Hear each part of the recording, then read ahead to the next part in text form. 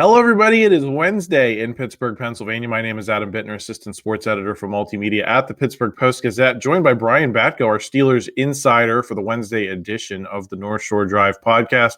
Chris Carter's usually in this spot, but he's down in Mobile for the Senior Bowl, scoping out all of the college seniors that we'll be talking about for months probably as we get into our NFL draft coverage here before too long. For now, though, we've got to digest the Mike McCarthy hiring and maybe kind of pivot more toward the coordinator search. What do we expect him to do on the defensive side of the ball, where he's not probably going to have as much input? And then we'll talk a little bit about offense too, where he plans to call the plays. So a lot to dig into. Before we do, we want to remind you that the show is presented by FanDuel. We also want to thank Edgar, Snyder and Associates. Law firms come and go, but what law firm has been here in Western PA fighting for injury victims for more than 40 years? It's Edgar, Snyder and Associates. What firm has a staff of over 130 people who live and work here? It's Edgar, Snyder and Associates. Law firms come and go, but Edgar Snyder is a name you can always trust. So remember, there's never a fee unless they get money for you. If you've been hurt in an accident, call them at 1-800-94-EDGAR or visit edgarsnyder.com. They're available 24/7. Brian, before we get into names, I know one of the talking points to come out of the Mike McCarthy introduction on Tuesday was that they plan to keep the defensive scheme the same.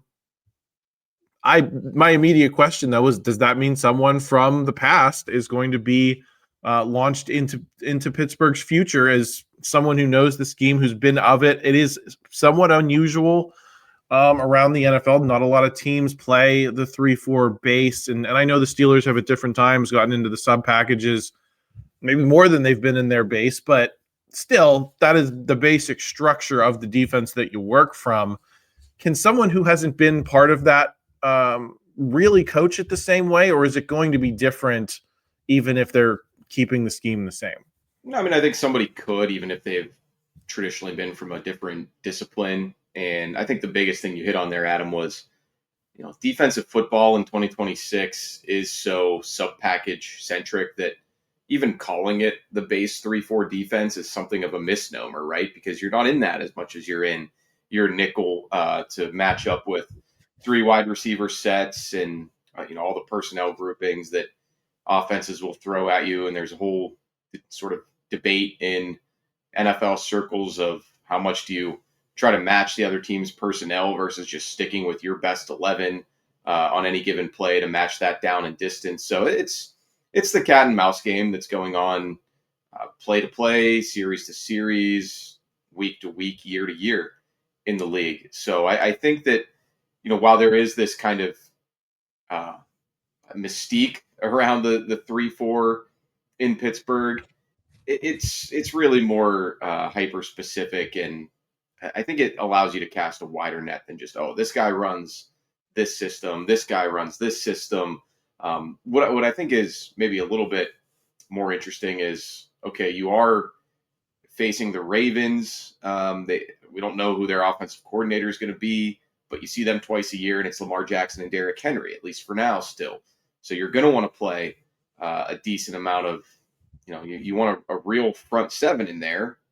So is that disqualifying for somebody like TJ Watt or Nick Herbig, or to a lesser extent, Alex Highsmith to really put their hand in the ground and, be part of an even front? Those are the more nitty gritty discussions that they'll have to get into. But I tend to think that anyone who would interview for this job under Mike McCarthy is probably going to tout themselves as somewhat flexible and malleable. And they're going to say the right things about, hey, we've got to utilize the personnel that we've got here.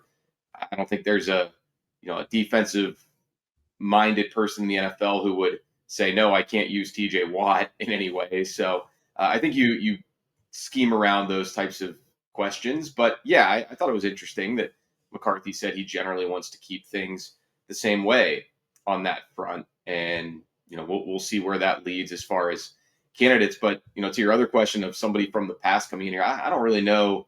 I think the Teryl Austin era should probably end with the Mike Tomlin era of this defense. So that would shock me. But, maybe Mike McCarthy will, maybe that'll make it more likely that McCarthy will bring in someone he's familiar with and has coached with, because he'll have a little better feel for how they can adapt to what he wants the defense to look like philosophically.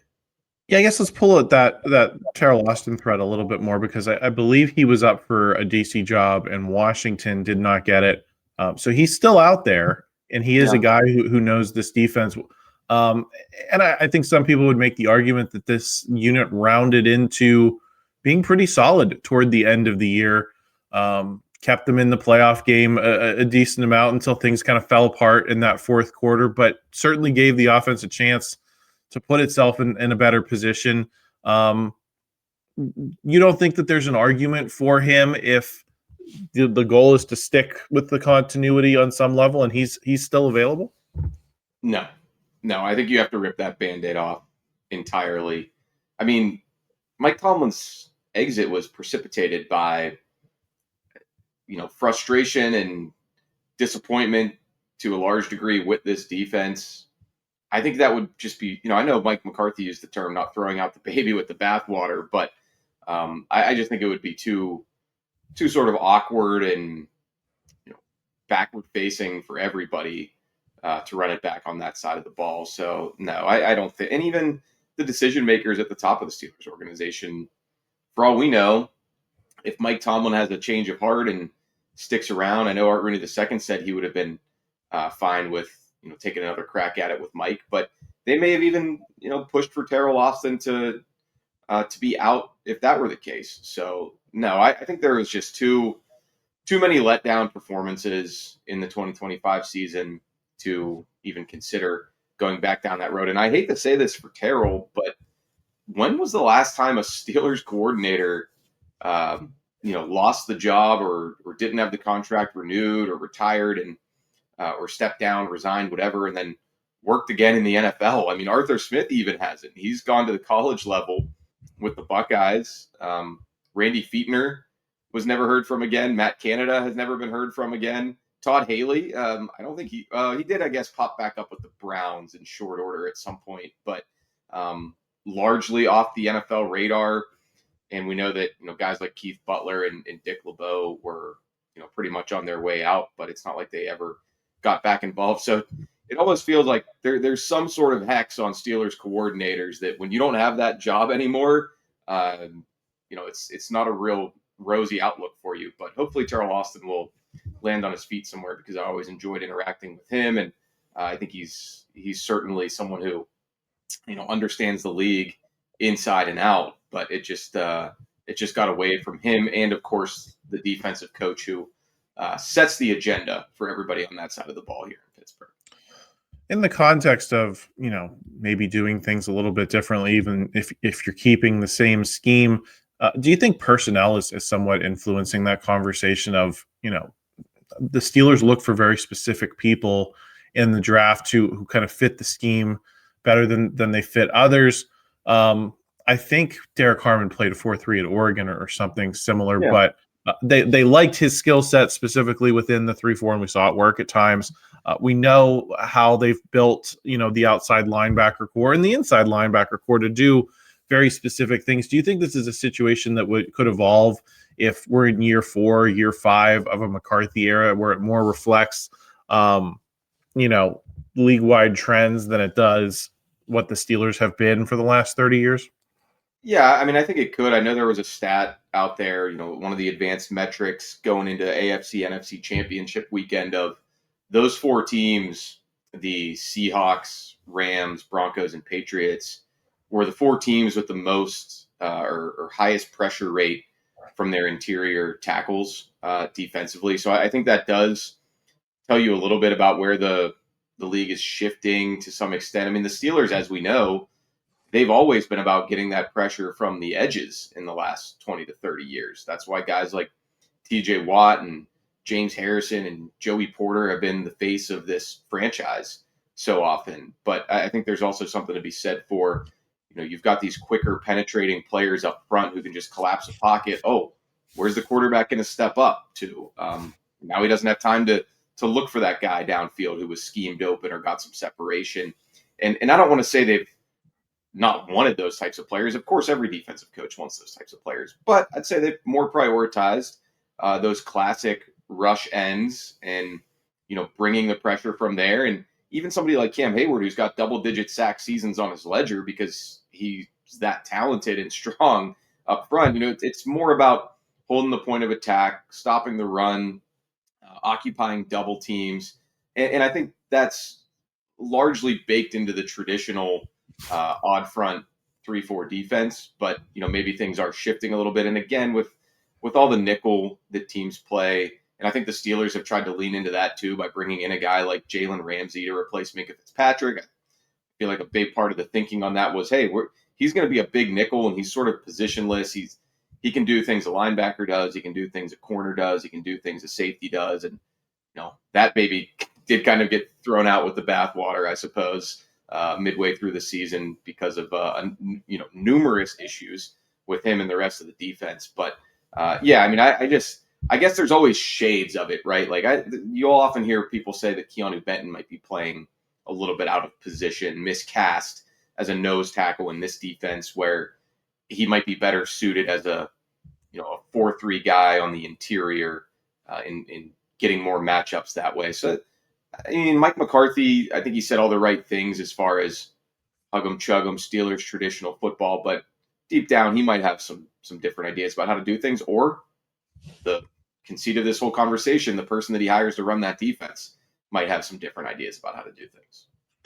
Seahawks are 4.5 point favorites, in the Super Bowl. So that's according to our friends at FanDuel. So check them out if you're looking to place a wager on the big game.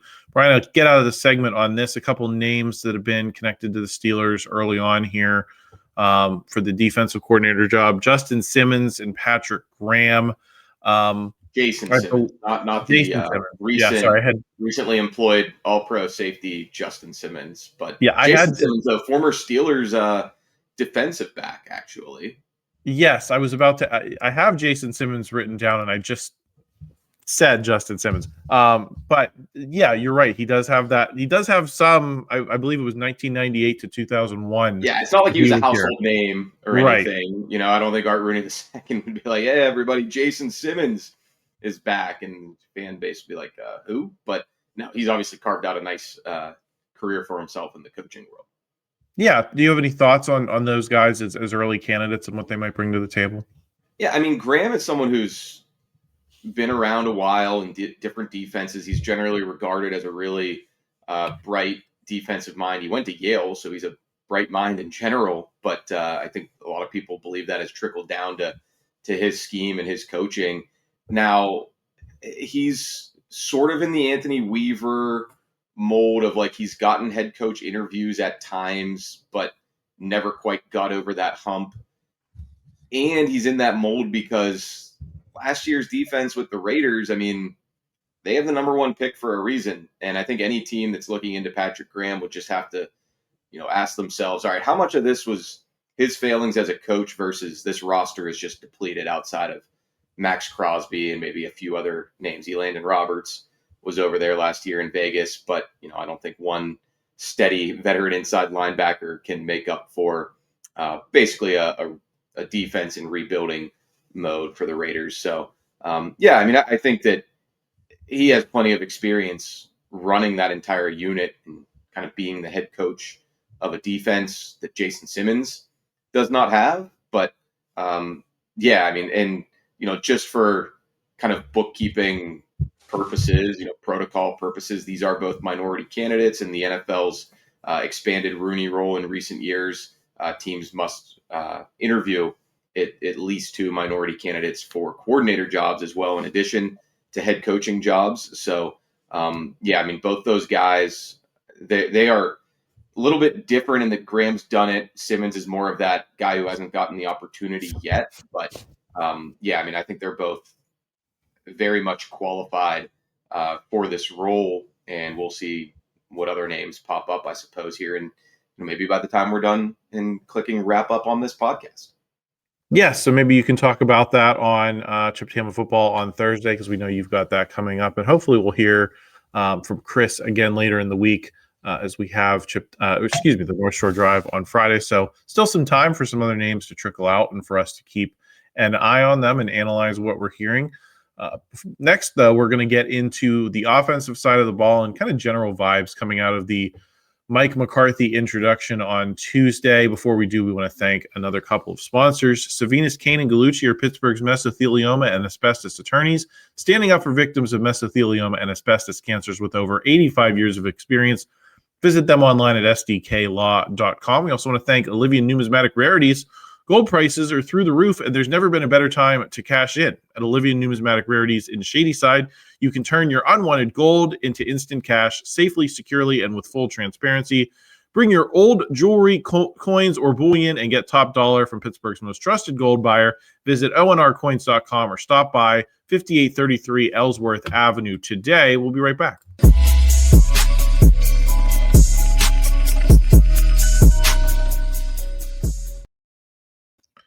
Second segment here on the North Shore Drive podcast. I'm Adam Bittner. He's Brian Batko. Brian, I want to talk about the offensive side of the ball here and how the staff might be structured. And specifically, I want to focus on the size of the staff.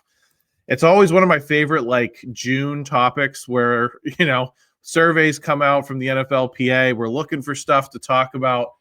It's relevant now, though, because you are rebuilding the staff, from the ground up in theory. And we've talked about how the Steelers just didn't have nearly as many names or voices in the room on offense as a lot of other franchises did. We know, for example, Nate Scheelhaase is getting head coaching interviews, was on our list, for the Steelers for a while. He's not even a coordinator. He's the pass game. Well, he is, but he's the pass game coordinator. He's not the offensive coordinator with the Rams. That's a job that doesn't exist in Pittsburgh. It hasn't existed. Run game coordinators, offensive analysts. The Steelers have never really had much in the way of that on Mike Tomlin's staff.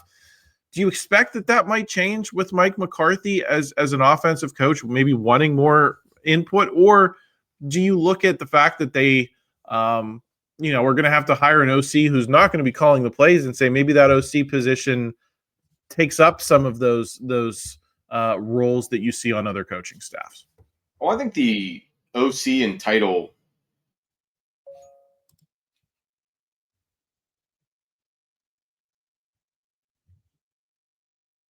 job is going to be installing it, right, and teaching it to the players, and helping to devise the game plan each week. So you need to know the ins and outs of the playbook, the language that he uses. So that would make sense there. But I think when you look at McCarthy's most recent staff in 2024 with the Cowboys, it looks a lot more like these modern NFL staffs that you see in the the championship round and the Super Bowl, where you've got 20 plus assistants and pass and run game coordinators and game strategy experts.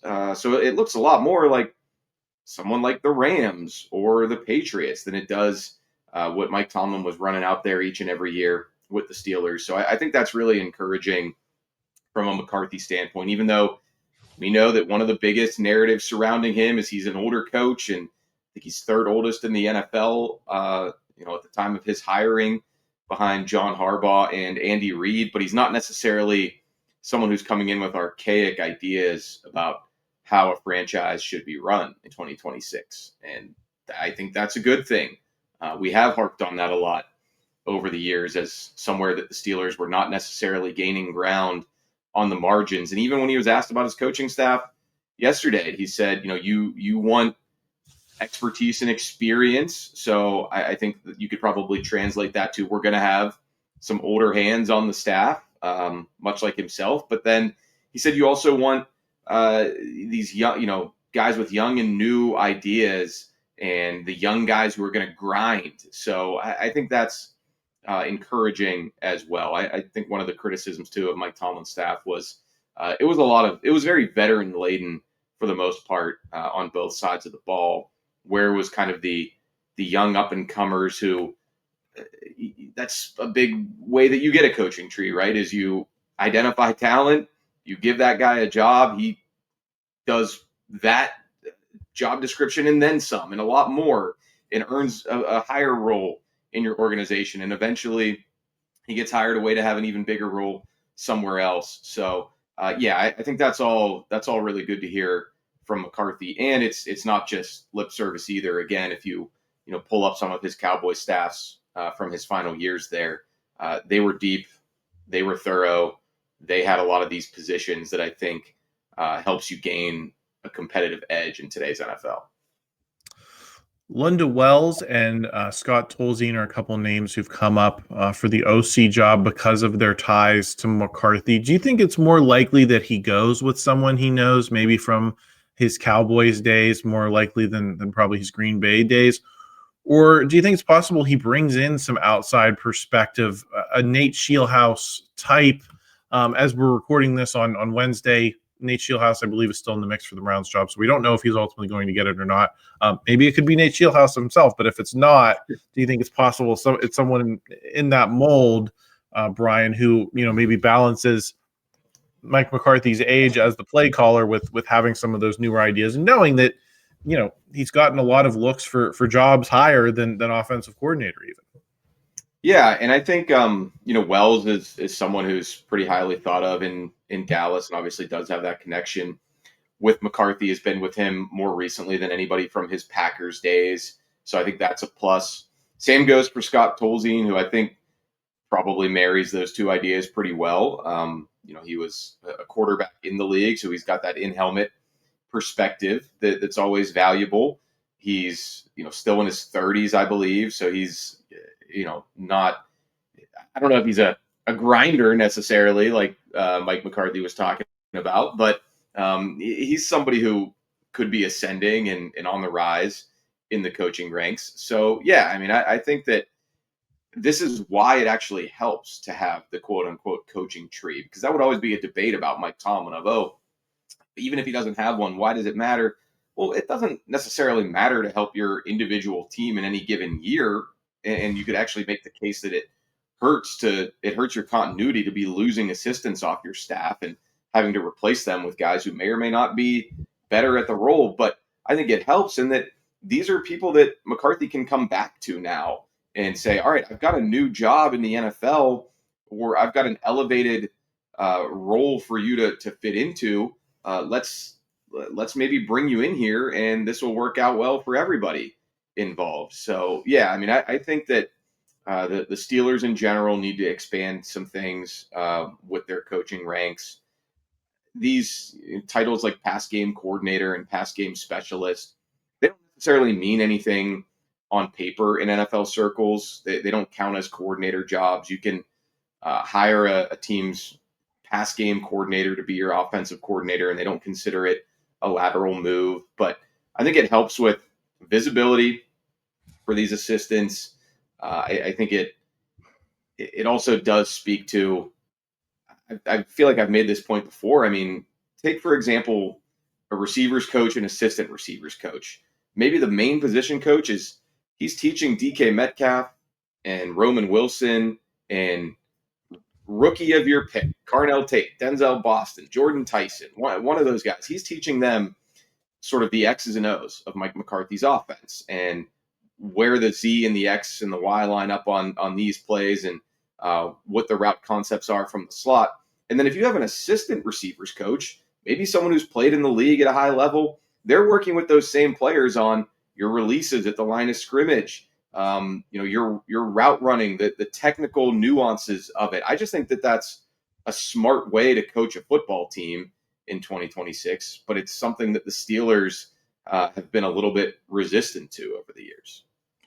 Brian, do you put any credence in this coach in waiting talk? As soon as Mike McCarthy got hired, I think it was mostly a social media and talk radio thing of, he's 62. That must mean they're going to bring in his replacement as part of his staff. Do you buy into any of that talk? Because I don't really see it that way, specifically because of some of the emotion behind what we heard from Mike McCarthy yesterday.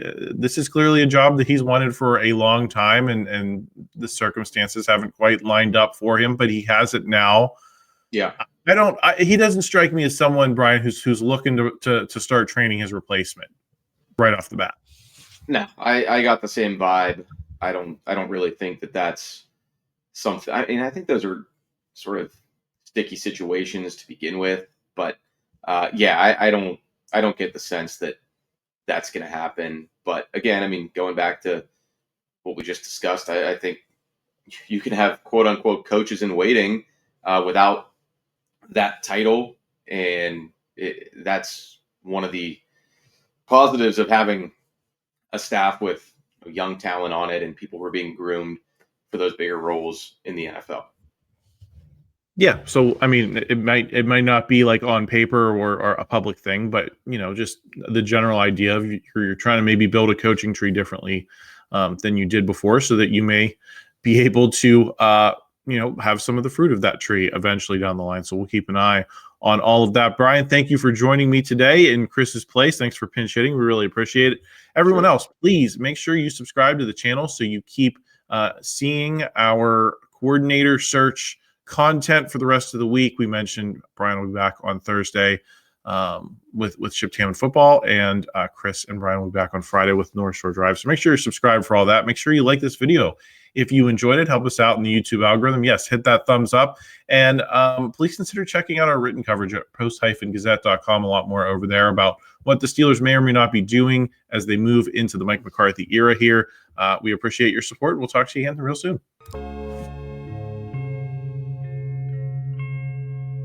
Thank you for checking out this content from Post-Gazette Sports. If you watch this video on YouTube, please like the video and subscribe to our channel. For all of the sports coverage the Post-Gazette has to offer, visit post-gazette.com.